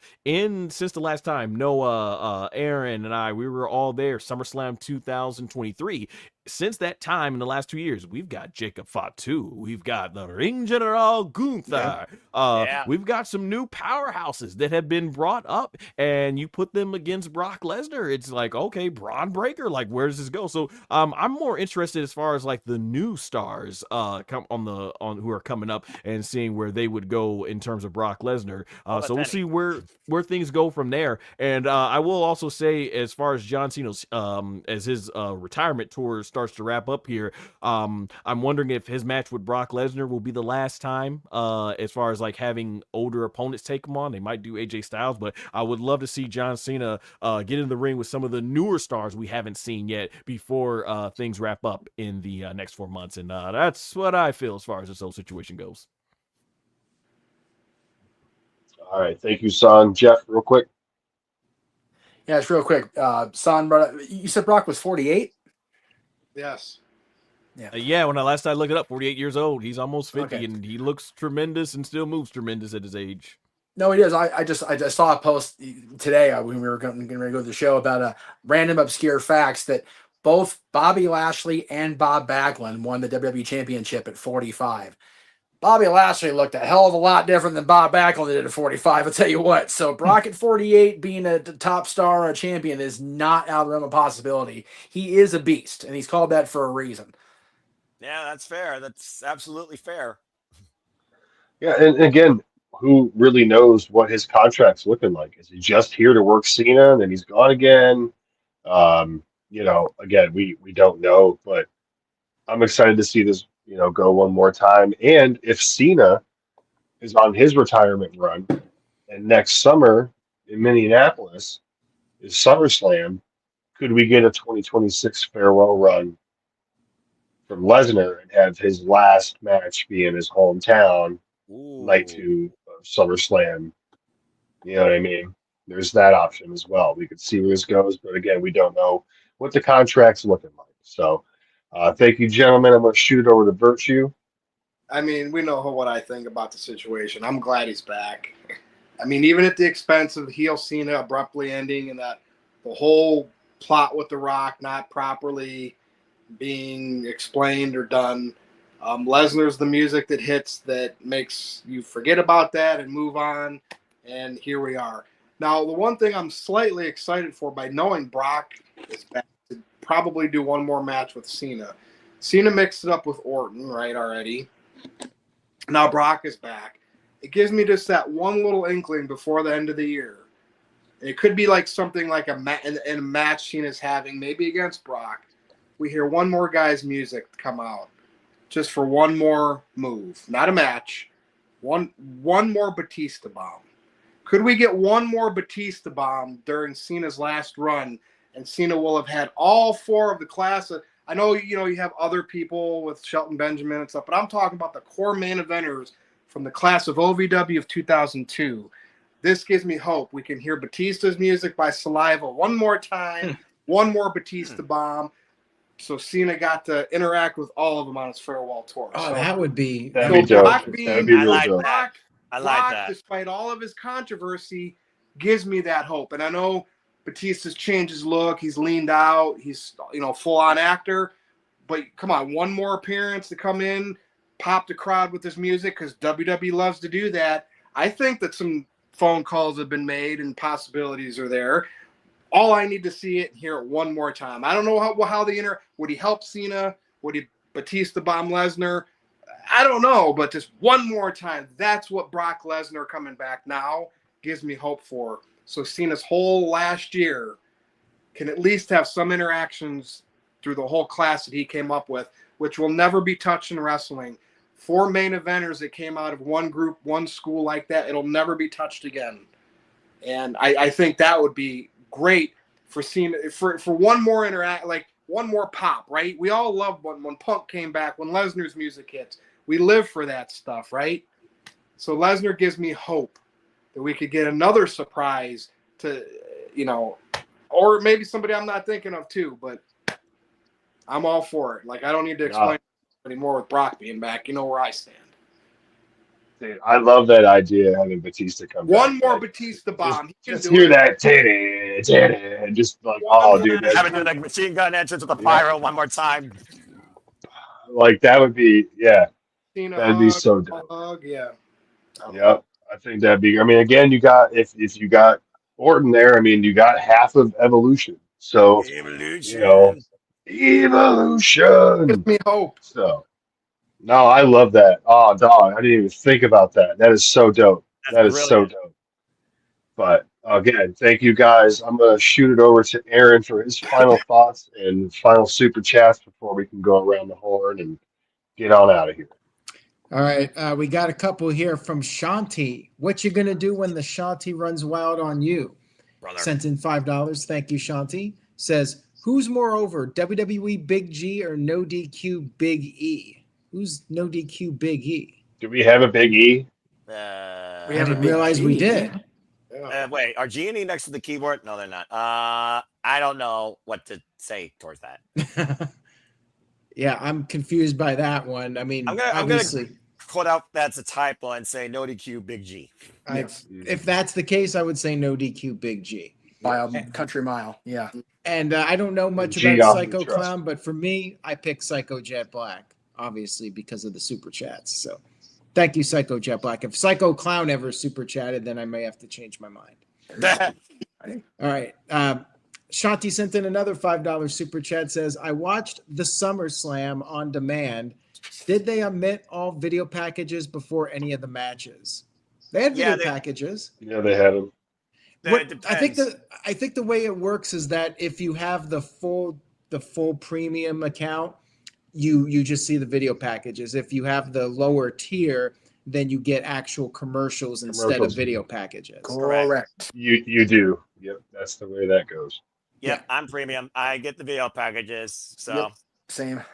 There you go. And Shanti sent in another $2. Thank you, Shanti, for the super chat. Says WWE should troll the snowflakes. Have Tiffany in all jeans.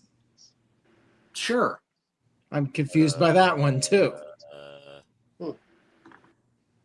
I'm confused. I'm a Tiffany fan. I don't understand what the hell he's How is talking that about. trolling people? I need some. It's what they want, I elaboration think, on for that. me. Just wearing denim. Sun just threw in a $5 super chat. Thanks, Sun. Says, how do we feel for John Cena's retirement speech? WWE reveals him as the 2026 Hall of Fame headliner. Thus, we get his legit reaction to close his career. Yeah, might as well. I could see that too. being the Would that- 2026 headliner. Would that get you to Vegas for WrestleMania if No. Cena was the headliner for the Hall of Fame? No, Oh, okay. I Just really asking. don't think anything would at this point.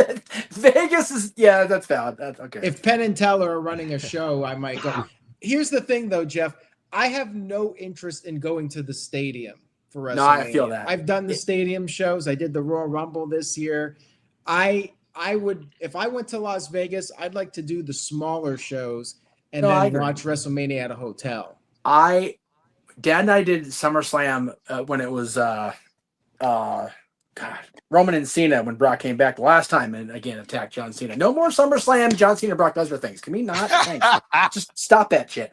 And we parked. God, we had parking at the Mandalay Bay and it was still a pain in the ass. So I agree with you not going because like it's a lot and I know you're not fond of all that pomp and circumstance around it. So I don't blame you a bit, but I would love to go if I knew it was worth going. I'm only going to Survivor Series because I got paid for, so thank you to that. Yeah, son. Yeah, happy to support the channel, and yeah, I just think that would be an incredible way. I don't think we've Oh, ever yeah. had anybody retire that way, where right when his last match is at Saturday night's main event, they just play a video or a graphic on the channel, and we get the shot of Cena looking up, and it says 2026 Hall of Fame headliner. I'm like, that just seems like the That would be best, cool. great way for I him like to that. ride off into the sunset. I do too.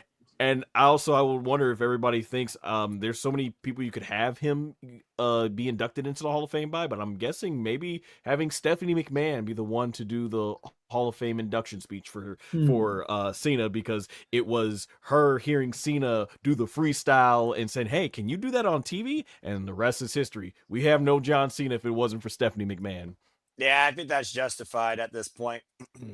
It's too bad Cope went to AEW because I'd love Cope versus Cena one more time, and then maybe even he could induct Cena because he was arguably his greatest rival. Though you could have CM Punk do it, you could have Randy Orton do it. There's several possibilities. Well, I think for the people we have as the marquee names of WWE, you figure Hogan had a special inductor. I think it should have been Vince McMahon, but they had Sly and I enjoyed the show, so whatever. Austin had Vince, Undertaker had Vince, Cena's got to have, it's probably not going to be Vince. So I would say Triple H or Stephanie, just because of John Cena being John Cena. Same with The Rock. Whenever he gets his induction, I think one of the family should induct The Rock. If we're going with rivals in WWE, I would go with Randy Orton because they also have fought forever too. Just throwing that name out there as well. He's also defined a lot of his career as well. I was going to say, at this point, do we think Stephanie McMahon is most likely going to be the first McMahon to be inducted into the Hall of Fame? I honestly don't know if they're going to have them be inducted, and Hunter got inducted, so maybe they'll let that be. I don't know. It's hard to say. At this point, it's hard to When say. they feature her on when they show her, right, and she comes out and announces the attendance, so they're They not do. lie about her name. It says Stephanie McMahon. WWE icon right now. She's the only family member that's getting acknowledged with the last name. So if there is going to be an induction of a family member, it would probably be her. I would say, yeah, it's a pretty safe bet. Oh, you're right. Yes, Vince Senior. Yeah, Vince Senior is in the Hall of Fame, so probably. Oh, that's the second. Yeah, the that. second member of the Hall of Fame. Then. Yeah, maybe Shane. I might go with Shane. I would love it if Shane Since got Shane some sort of actually did a acknowledgement. lot of stuff as an actual performer on TV. I mean, Stephanie did too, but Shane did way more. I don't know. Shane was gone for a while, and Stephanie was still cooking with gas. You know what as I a mean? Like character. the actual wrestling. Jumping off the cell, Yeah, and in-ring doing the wise, Steve Blackman Shane did. deal, and Gonna say yeah. 25 years ago today, him and Blackman at Yeah, the SummerSlam. Steve Blackman But match. I mean, obviously, I definitely- the Hell in a Cell, the Kurt Angle match. One of the best European Definitely. champions of all time. Oh, You know? absolutely. Which Yeah, is so that funny to title. say, but you're 100% right, Colin. He was one of the better European champions, which is like, wait, what? But it's true. That's crazy. I was gonna It's say- 100% true. Shane for the matches, Stephanie for the character work. I think that was like the biggest parts where they excelled. Yeah. Agreed. Yeah. Yep. I agree with that. Yeah, but I would say like as far as like an actual on-air talent, I think Shane would be the first to go in just based off of his accomplishments. Okay. Yep. All right. On that note, we're caught up. Colin. All right, sweet. Well, gentlemen, thanks for joining me this evening for this week's edition. I appreciate it. I think who's mod next week? D, is that you or is it Gino?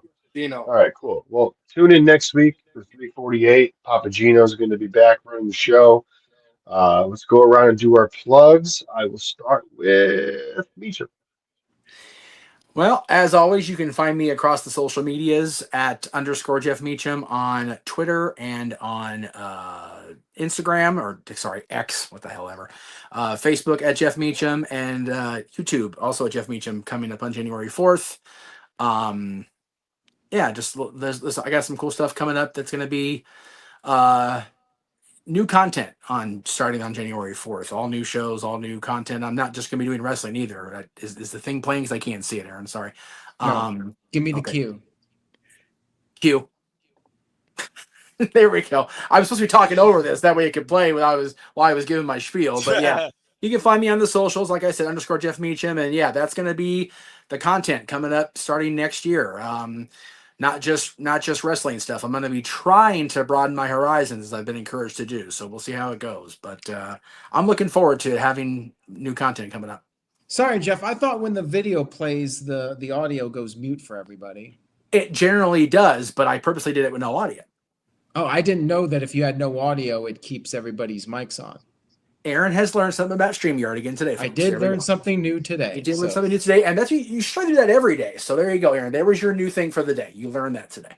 All right. Anyway, at Jeff Meacham on Twix and Instagram, and you can find me. I'll give more details about the content as the new year approaches. All right, Jeff. Dave is a beastly sent in a $5 super chat. Thank you, Dave. Says been watching since Jeff interviewed RVD. Well, which one? There was quite a few. There were several. Probably the first one. Just wanted to say, keep up the good work, guys. Also, do you guys think Bray goes into the Hall of Fame next year? No, it's too early. I'm sorry. Still too early. Too yeah, I'd be totally fine with it though. Yeah, I don't have a problem with it, but I personally feel it's still too soon. Yeah, I say give it a few more years. I mean, they can really do it whenever if they need a person to go in. Yeah, Bray's one of those that he won't be a headliner. And I what you just said, Aaron, like if they we need one more. Let's do Bray this year. It'll be one of those reactions. Yeah, I think. Yeah. But thank you for the comment on Rob. Interviewing Rob in 2008 definitely gave Talk Wrestling the shot in the rear we needed, because the content was very, very dry. Just me being a talking head all those months was very boring as hell. So I'm thankful you know what, Jeff? Jeff? RBD. Somebody commented on an old video of yours from like 15 years ago, and you made a very I'm not sure how to word this, but you made a comment that did not age well at all. You said that Cody Rhodes and Ted DiBiase had reached their peak in wrestling. Oh yeah, no. He was half right. He got one right. He was half. Yeah, I got one right. Okay. Yeah, and I honestly think if Teddy and the family had not gotten into so much crap that he probably would have done well too. He also stepped away when there was still more meat on that bone for him. So I think he could have done well. Unfortunately, his life kind of did what it did. But yeah, way off on Cody. That's my bad. 100%. Yeah. Whoops. I mean, it happens. He did like what 200 episodes of Talk Wrestling. You're bound to have a couple of takes that age poorly. And hey, you know what? Cody banned us not too long after that, and I was the one that went and made nice and got you unbanned. So you know what? Whatever. Well, thank you for that, Jeff. You're welcome. Anyway, Mr. Tito sent it a $2 super chat. Thank you, Tito. Says, hell of a show, fellas. We appreciate you, Tito. Thank you. Always glad to have Tito along for the crazy ride. All right, Jeff. Well, thanks for being here this week. I appreciate it. Mr. Foster, it's good to see you as always. It's been a simple summer with you on the show. So where can people find you, Bob? Country redacted. Aaron! Dadgummit, some gimmicks never die. If they want to find me, I barely interface with humanity. You know what I am. I'm on X and on YouTube and Fox in 1916. Primarily predictions, a hello, and a positive take for what I watch across all things wrestling, Japan or domestically. But as always, folks, just enjoy life and enjoy wrestling to as simple as that. And to Colin's point, yeah, the summer's winding down. I have 2 more weeks I could be with you before my schedule changes. So I'm looking forward to finishing out the summer on the reviews with you. It's been an absolute pleasure. And stay tuned for me and Gino to take on a new endeavor tomorrow through our YouTube channels. It's as simple as that. I'll see you next week, Tuesday. All right. Thank you, Noah. Good to see you as always. And son, thanks again for joining us. I know how rare it is for you to be able to do this. So as soon as I saw that tag, if I can do it, I'm like, all right, he's got a spot. No questions asked. I can shuffle. I don't care. So, Aaron? All right. Well, Psycho Jet Black sent in another super chat. He says, rank these wrestlers from best to worst. I guess, oh boy. Okay. I'm going to do this from best to worst. Mr. Kennedy. He's going to hate me for this. Austin Theory. Oh boy. Baron Corbin. Oh boy. Ryback. Curtis Axel. EC3. Lars Sullivan, Alex Riley. There you go. Oh, wow. Okay, moving on. Anybody want to try and take a shot at that? Nope. Nobody has the balls to do it. Nope. I don't. I don't. You're right. I mean, Mr. Kennedy's far and away my number one. Not even close. I mean, Yeah. also Theory, Kennedy, Theory, and then the rest are kind of all towards the bottom. If I had to do it, Baron Corbin. if I had to do it real quick, I'd probably go Kennedy, Corbin, Axel, Alex Riley, Austin Theory, EC3, Lars Sullivan. That's probably Right, there you go. I'm with that one. I agree with that one. 100%. Yeah. Right. Thank you, Psycho. Yes. I would need time to break all that down. So Yeah, right. Yeah, there's a lot to unpack there. Jesus. Oof. Good Lord. Right. All right, son. Again, thanks for being here. It's good to see you as always. Where can the people find you?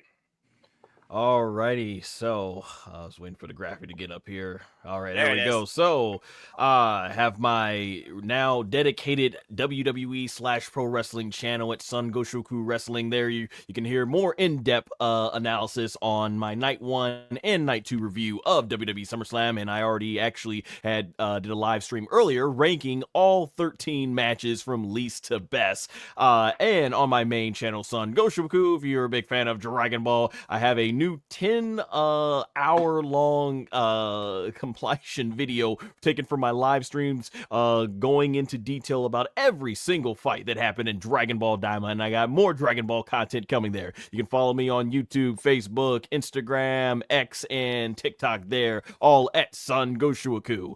Gentlemen, it has been an absolute pleasure. And as I said before we started on air, Colin, Virtue, and Gino, I think you all been doing an incredible job with the moderation, doing the whole kind of where you switch from one week to the other and stuff like that, rotation. It's been very good.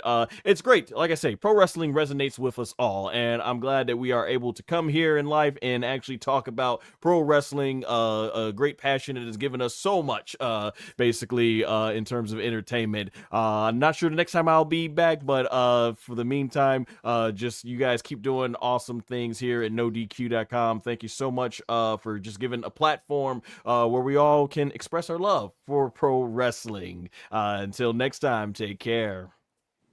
All right, man. Much love to you. Thanks again for being here. All right, Aaron. Before I get to Virtue, I see Tito threw one at us. So Yeah. Mr. Tito sent in $2 and says, rank them. Hulk Hogan, The Rock, John Cena, Steve Austin, and The Undertaker. Now, That's how are we easy for ranking me. them? Drawing power or our own personal favorite? I'll go based off of my own personal favorite. How about that? These are my personal favorites, just growing up as a fan. Steve Austin would be my number one. Stone Cold all the way. Hulk Hogan, because as a kid, I was a Hulkamaniac, and hard to top that. The Rock, Attitude Era. Have to go with The Rock, John Cena, and The Undertaker. I mean, I love The Undertaker, but he would probably be my 5 of those guys. But they're all great. All of them big parts of my childhood and adulthood. So, great characters all around. Anybody else want to touch that? Yeah, Austin, that's easier. Taker, Cena, Rock, Hogan. I don't know. All right. For me, being as far as just like looking at the whole package of them, obviously I've stated many times, Stone Cold Steve Austin is my all-time favorite. The Rock is my second favorite. Third, I'm gonna go with The Undertaker and Hogan and John Cena. Man, because I always felt John Cena had better matches, but then Hulk Hogan, obviously the bigger star there in the promos. I am gonna go with Let's go Cena Hogan. It's okay. No one's gonna get mad. John Cena. And then, dang, that is a lot more tougher. I was never the biggest Hogan or Cena fan, but they both had their strengths and weaknesses. Oh, that was a little tougher for me to end. Man, but I think I've enjoyed a lot more John Cena matches than I have Hogan's matches. So for that, I'll go with Cena and Hogan, but it's almost neck and neck for there. So yeah, there you go. But obviously, you can tell I'm an Attitude Era fan because yeah, Stone Cold Rock and Taker was easy for me. Total greatness to business. Okay, well, if we're not ranking personal, I'm gonna go ahead and screw out of that. Thank you, Cheeto, for the out. Because just I'm a chicken shit. Greatness to the business. It's I'd probably do the same order if it was greatness to the business too.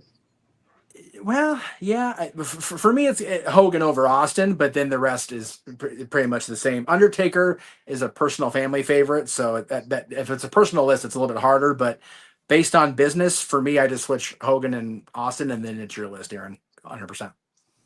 All right, Virtue. What about you? I have no idea. Because I can't even pick Austin or Rock for number one. I don't know who to pick, so I have no clue how to rank them. I don't. Yeah, that's a hard one. You know what I mean? If I can't pick my number one, I wouldn't know how to rank the rest of them. So just say Austin and Rock are my 1 and 2, and then it doesn't matter after that.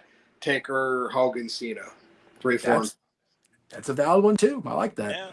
Mr. Tito sent in $2. He says, busiest post SummerSlam in a while? Big headlines. Yeah, it's been pretty busy. I'm trying to think the last one that maybe got more buzz. I mean, 2022 had a lot of buzz, I think, because it was right after Vince left and Triple H took over. That one was busy. Yeah, I'd say busiest at least since 2022. Even with Roman coming back last year? Yeah. Yeah. Wow. Yeah, because I mean, Roman coming back, we all knew it was coming. It wasn't. Yeah, but a big still, shock it was or anything. it was the biggest moment of the weekend. It was a cool moment, but there wasn't a whole lot of outside news. It was like, oh, Roman's back, and then nothing really popped.